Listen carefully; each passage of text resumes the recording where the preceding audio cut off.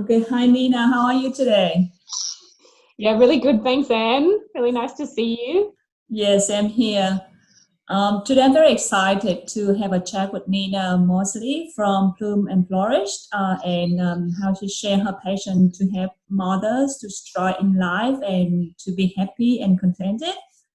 So I just would like to introduce a little bit about myself. My name is Anne. I'm the founder of Nature Leisure, a marketplace connecting vendors of organic food, natural, sustainable products to consumers. And we have offer over 3,000 products on our platform. And now we realize that our customers need to also have support for their emotional, spiritual, and physical well-being as well. So we start offering a wide range of wellness services, such as naturopathy, mama circles, support for moms, yoga, meditation classes online, and I'm very happy to have Nina on our Zoom interview today. And would you like to introduce us a little bit about yourself, Nina? Yeah, of course. Thank you, Anne. Um, so, as Anne said, my name's Nina. I am a mama of two boys. My eldest is coming up to 7 this year, and my youngest is almost 4 in a couple of weeks. And I live in Sydney, away from my family and away from my husband's family. So we have found parenting challenging in different ways because of that. Um, and yeah, my background really began a long time ago in my early 20s, and I studied massage therapy, and I found I had a strong interest for helping people to feel Yeah, well. And I went and lived overseas in London for about 5 years. yeah, And towards the end of that time, I studied nutrition in yeah. London, another sort of interest area of mine to help people feel well and healthy. And it was during that study that I realized that some people were doing all the right things, eating all the right healthy foods and taking Mhm. supplements and supporting their bodies really well nutritionally, and yet they still had health and well-being challenges, and that was a curiosity of mine. I wanted to know, what else was happening and how Mm. else it might be possible to support these people. And I didn't finish my nutrition study, but that knowledge has really supported me through becoming a mother. Yeah, As I returned to Australia, I ended up studying energetic healing and meditation facilitating. yes. And that was a really eye-opening experience and a very transformational experience for me. And at the time, although I didn't realise, it was like having a circle of women around me that I would meet up frequently during the week and support me during my first pregnancy. And I feel that's probably why I felt so healthy and well and had a really positive birth experience in early postpartum, just having that support network there. Um, yeah, and so a few years on after having my second Yes. child, I got some deeper understanding into the challenges of mothering on lots of different levels, personally, with the family, and also, I guess, understanding that there's this saying that I hear so often, and I'm sure you've heard it before, Anne, and lots of Yeah. people hear us say it takes a village to raise a child. Yes, And yes. we hear these sayings, but what's actually behind that? Mhm. And I did have some deep sense within me saying, it's not meant to be like this. We're meant to have the aunties and the grandmas and the sisters and all those women around us during that time. And also, Mm. from menarche, when we have our first period, Mhm. supporting us through that journey into becoming a woman. So we understand how our body works um, and how to access, that well-being within our own body. And that sort of preparation leading us into pregnancy and having children, and then getting that community support, you know, once we come home with that baby, to support us in our postpartum and feeling really well and healthy and confident. And so I was sort of wondering, you know, where's my village, and how do I access it, and how would it make me feel different or happier or more supported if I had that village? So these thoughts started rumbling, I guess, when my first son was around about the age of 2, and I fell pregnant with my second son. And so I called in some support with my second son from my mum, got her to come down and stay, and my mother-in-law travelled as well to help. But then they went home, and I sort of fell back into a bit of a hole of not knowing why I couldn't do it on my own. And I think the biggest learning there was that I don't think we were ever supposed to do this on our own. But it's such a shift in the way that our society is. Yes, you know, the way that we learn, we're very independent in our living. And so anyway, this introduced me to the idea of a postpartum doula. And I actually had a birth doula with my second birth. I felt I needed some extra support, and it was a very positive experience, and I got really excited about becoming a birth doula. And a little bit challenged by managing that with young children, and so the postpartum doula training was easier to manage, and also I felt that I could support mums at times that suited me and suited them, and there was more flexibility with that as opposed to having to drop everything and attend a birth, which wasn't in my capacity at that point. And the postpartum doula training is just another really transformational experience, really opening my eyes up to traditional postpartum practices in different countries and why they were there. And lots of questions to ask in, you know, what we need to feel supported and how to try and access that, and good ways of communicating with our friends and family to be able to call in that support network. And then sort of just trying to figure out how to bring that to mums in a way that was really accessible to them. And I found myself starting to attend women's circles because I was really looking at ways to call in that community and to find opportunities to nourish myself and to feel connected to women. Having similar experiences to me, you know, so I didn't feel isolated and lonely.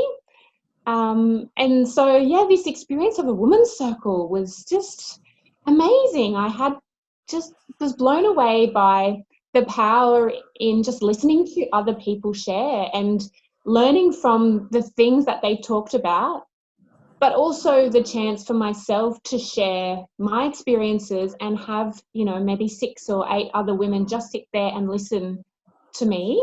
I really felt seen and heard. I felt valued, and I also felt this just deeper connection to and a belonging, a sense of, you know, it's okay to be feeling these feelings or to be having a challenging time, but also to celebrate, you know, those beautiful times and really fantastic experiences too. So I came across some Sacred Mama Circle training through a woman called Maria Golding, and that has been a really fantastic experience. And so that led me to lead women's circles. Hello.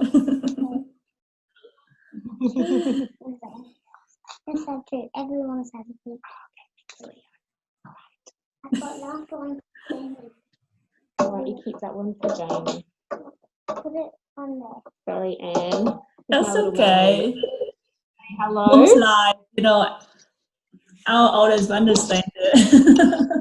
Yeah, there's always someone wanting to see you, isn't there? The mum's wife. No. I put this in so you can get it out. Just come back to what I was talking about there with the women's circles. And I think the major benefits really are feeling that sense of belonging. And also what I talked about, feeling seen and heard. And I think for many different reasons, and I won't go into those right now, a lot of women feel a little bit invisible, you know, like they're doing a lot of work, there's a lot of giving in the role of a mother, and or even just being a woman in a family, just part of our role, and that can be quite depleting and especially if you're not incorporating any practices into your life that help you to sort of, you know, fill up your own cup, to replenish that energy that you're often giving out. And I find circles really help with replenishing. Yes. So for you, how many mama circles that you attended before you decided you wanted to be a facilitator as well and took the training? Wow, that's a good question. I don't know, Anne. I attended a few different types of circles, some local circles with my yoga teacher. I see. There's another amazing woman who does lots of women's training, and her name is Jane Hardwick Collins, and she runs amazing courses, and I have attended some of her workshops, which is run like a woman's circle, but a teaching as well. And I found those to be very insightful and very transformational. Yeah, so I couldn't give you a number of how many. That's okay. Different ones, and I think you know, mums will find that there's a lot on offer. There's, you know, full moon circles, and there's, you know, just mama connecting circles, community circles. There's lots of different things. There might yoga incorporated. It's sort of up to that mama to decide, you know, what she needs to feel nourished. Yeah. So for me, I haven't done the circle before until last night. I did it with you, which was awesome. But then for those who don't know what is a mama circle like, can you just give a little bit of a general overview of what to expect in a circle? Yeah, absolutely. So right now we're having online circles, which is beautiful because it's accessible for people no matter where they are, and also you can sit in the comfort of your own home, have your cup of tea, you know, wear your pajamas if you want to. But there, you know, there's also benefit to having face-to-face circles. So it's a little bit different if it's a face-to-face circle. And we'll just talk about face-to-face first, and then I'll share a little bit about online. So, you know, you come together generally for at more than an hour. So if the face-to-face circle, it'll probably be an hour and a half to 2 hours. And often you'll be invited to bring a sacred object or something that's to you. You don't have to do this. It's not, you know, there's no hard and fast rules about what you do. And we sit in a circle together, and we all respect each other in that circle. So this is probably one of the most beautiful things about a woman's circle, is that there's full confidentiality. We all make some agreements at the beginning of the circle that we don't share what other people share. And that really supports women to be able to feel vulnerable and open. And you know, that we're not trying to fix anyone else's problems. We're not placing any judgment on their experiences or what they share. Each thing is individual to that person. The facilitator will help what we call creating a sacred container. And so that's just like a safe place where all the women feel comfortable in that space with everyone, so they are able to be themselves and you know, let their guard down and relax and get the most out of the circle experience. As I mentioned before, you do a sharing. That's very common in a circle, and with a face circle, I have had the experience and used in my circles a talking bowl, which is comforting, I find, just to have holding while you're speaking. It's almost like a little protection in front of you. And so the person who's holding the bowl is the only one that speaks, and everyone else respects that that woman is sharing. Yeah. We often acknowledge as well in a face-to-face circle once that woman has finished sharing, by making a symbol or I hear you and their name, or thank you for your share, and then it moves on to the next person and we all get an opportunity to share. No one ever misses out. Yes. But we also honour that if someone doesn't feel comfortable sharing, then there is no pressure to do that. We need to feel comfortable. And I always include a meditation in my circle, definitely at the beginning to help everyone arrive and sort of centre and settle, to bring them to the current moment. And, often there might be another meditation in there, either an activity or visualization, something specific related to a theme for the circle, always. And then we might, again, do some kind of activity. I love to bring movement into my circles, which is a little bit more challenging online. So some just guided free movement, and it's really helpful to help integrate and to help shift emotions or feelings of stuckness. I've experienced it personally on lots of occasions. Bringing that movement into a circle has just really helped me to embody the information that I have brought in, or perhaps just letting go of something that I don't need to be holding on to anymore, like an idea or a behaviour or just a way of being. I've experienced yoga in a circle before.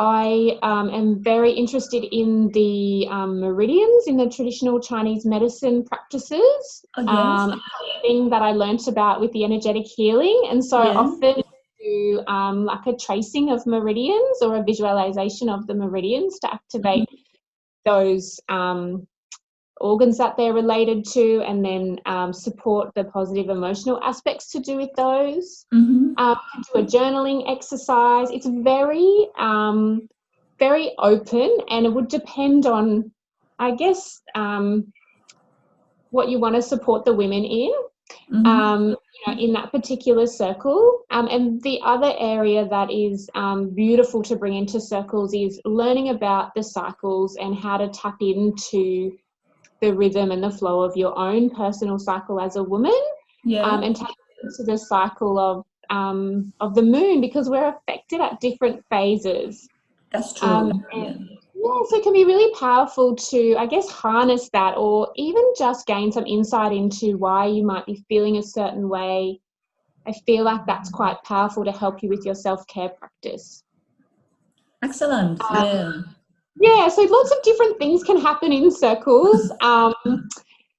It's very open, and it's all meant to be nourishing and supporting of your well-being. And it's free for that mama to decide whether she wants to participate, or, as how much she wants to participate as well. And that's too with the sharing, you don't need to openly unveil every little deepest, darkest secret. But I do find that there's this magic when women sort of open up their vulnerability and have an open share.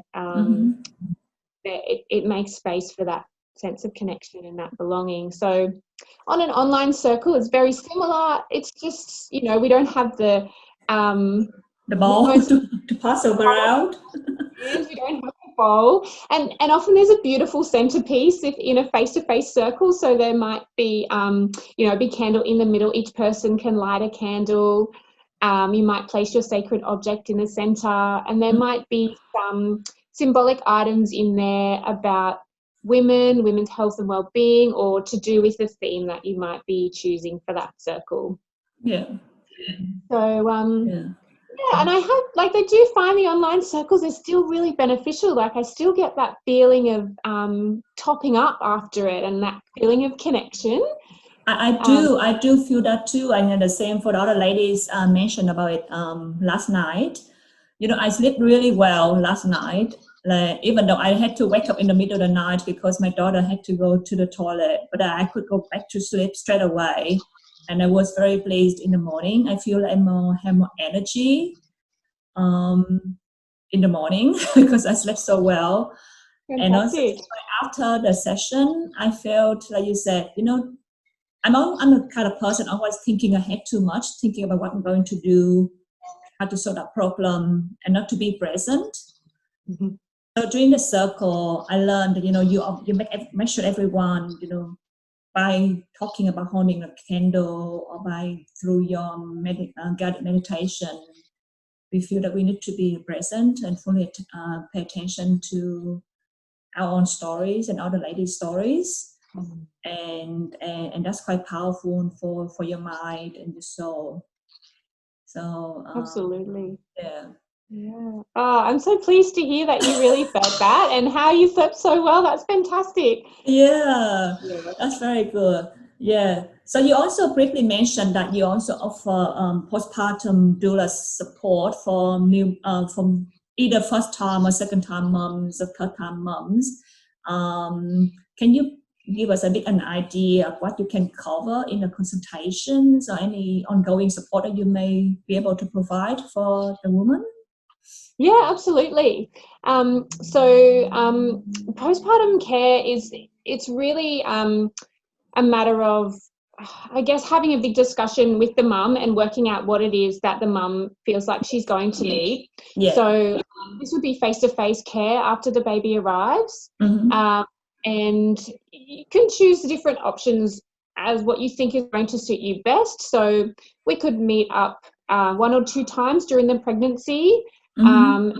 talk about how you're traveling with the pregnancy, what things that you're thinking about in the postpartum, whether you have any fears about breastfeeding, for example, or managing your baby with your toddler, or being able to prepare meals for the family. And also, it's an opportunity for me to be able to offer some insight into some things that that mum might be able to call in support for to make that postpartum period really healing. Mm-hmm. So I mentioned briefly before that there's traditional postpartum practices around the world, and as part of my training we really looked into why these have been there and what the benefits of them are, and it's very important for the mum to allow her body to rest and recover. Mm-hmm. To heal, isn't it? Yeah. Yeah, she's just grown a whole human being, Mm-hmm. and then gone through the experience of birthing that baby, Mm-hmm. which is very exhausting and depleting, even though you've got all those beautiful hormones that are pouring into you once the Yeah. baby arrives. It is something you just need to allow the body to rest and recover, and I feel like the way that we are living society these days, we're kind of expecting mums to be up and about straight away, to be looking amazing, and it's really not sustainable. Mm-hmm.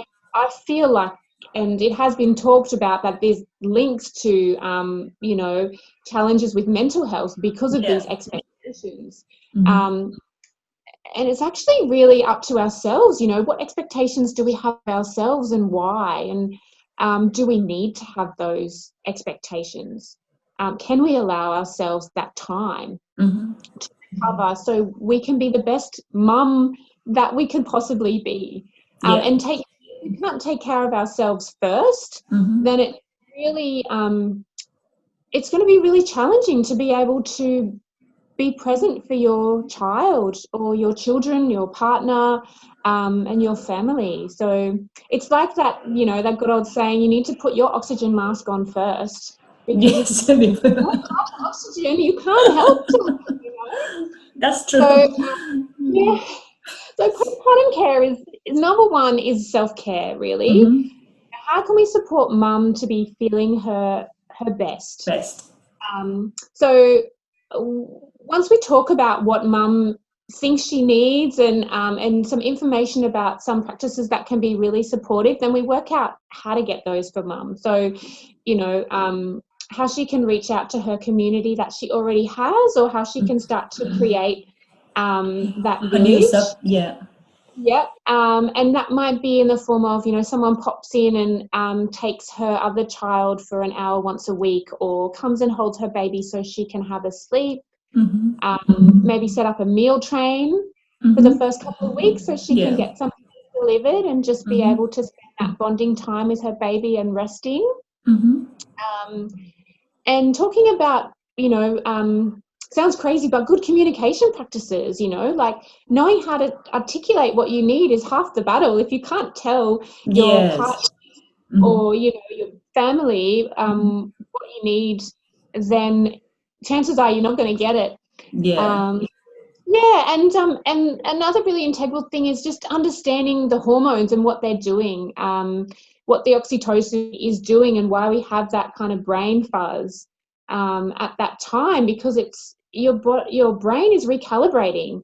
It's kind of decluttering and moving out, clearing out some of those things that you don't need right now to make space for learning a whole new thing. You're learning how to understand your baby, the needs of your baby. It's a really great opportunity to tap into your instinct and intuition, your body's knowing about what your baby needs, or what the right thing to do is, what you need yourself. So it's really guiding, and a postpartum doula is not another expert. We've got loads of those available to us to access, lactation consultants, midwives, obstetricians, and they're all fantastic and really needed. But the role of a postpartum doula is more about guiding that mama to make the right decisions for herself, and encouraging her when she's feeling frustrated, or like it's really hard and she's exhausted, encouraging her to focus on those things that she's doing really well, and just guiding her, in these really challenging times of kind of figuring out what it is all about and how to do it. And especially these days when during the pandemic, and I can imagine if anyone's giving birth right now, there's an extra layer of complexity of going around the care for the baby. Absolutely. Yeah, absolutely. So I mean, mum gets to choose, does she want postpartum doula to come and visit her once baby arrives, once a week, and spend a couple of hours at the house preparing meals, for example? Does she want the postpartum doula to come in and give her some massage, which is really beautiful for recovery after the birth? Does she want postpartum doula to come and hold baby?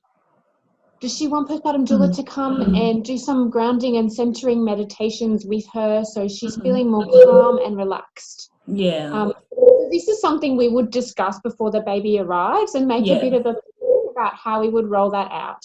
So it's fully customizable for each mom, depending on their needs. Excellent. I think it needs to be like that, because our needs are so individual. Depending on where we're situated, and like we talked about, what community we already have and access to that, how many other children there are, and also what we think our needs are. And that's kind of a learning journey too, when you're a mum. You usually put yourself at the bottom of the list. Unfortunately, we need to turn that around. At the top. So that we have the full energy to look after everyone else in the list. That's right. I guess you probably notice yourself, Anne, on those days where you're finding it really challenging, that perhaps your children are playing up a little, or things aren't coming to flow, and it just really all falls apart. I've certainly seen that in my own experience. If I can spend a few minutes in the morning to get myself into a really nice space and do something that feels good for me, then it really sets my day up. So, little dessert, a retreat for yourself every day. The other thing about the postpartum doula care, the other possibility is just to have some one-on-one consults.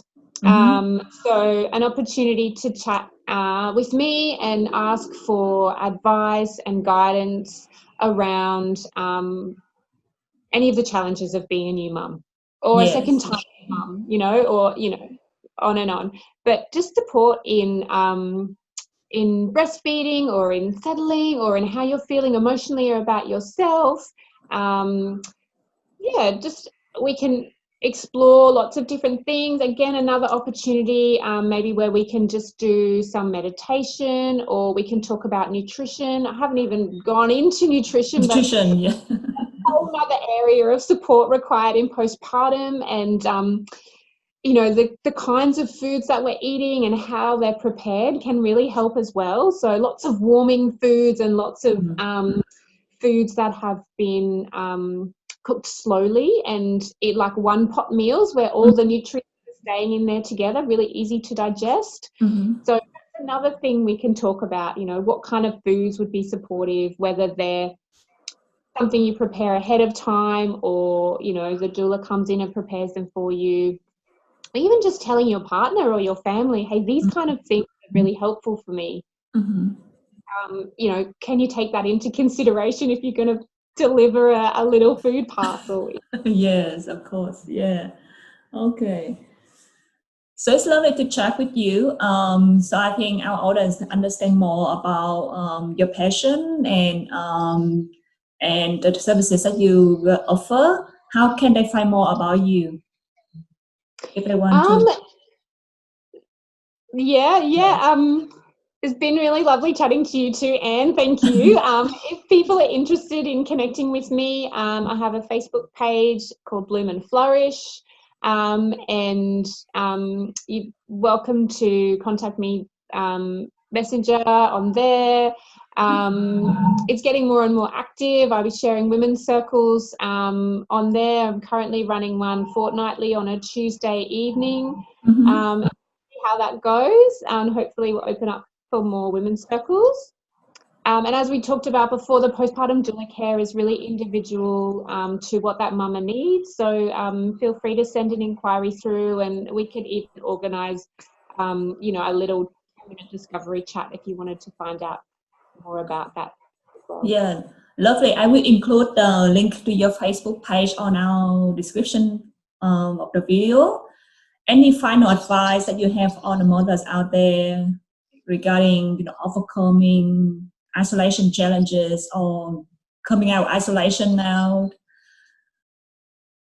Yeah, absolutely. Be gentle with yourself. Be really gentle. And I think this is great to rest into for mothers all the time anyway.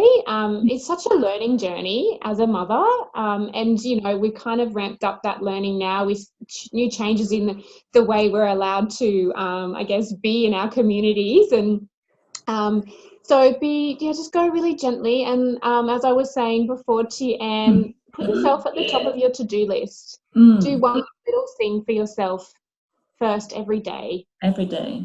You are so worth that and so important. Claim that space for you and see how you feel when you do that. And just allow yourself time to notice the difference between when you're able to give yourself what you need or a little bit of what you need, as opposed to those times where you think it's not important and you push yourself to the bottom. And just notice that. And I hope that you will find the benefits of bringing yourself up to the top of that to-do list. Excellent. I will take that advice for sure. I'll let you know how I go and then report the benefits, how I feel. Fantastic. Thank you so much, Anne. I really love chatting to you today. Yeah, same here. I'll talk to you later. Okay.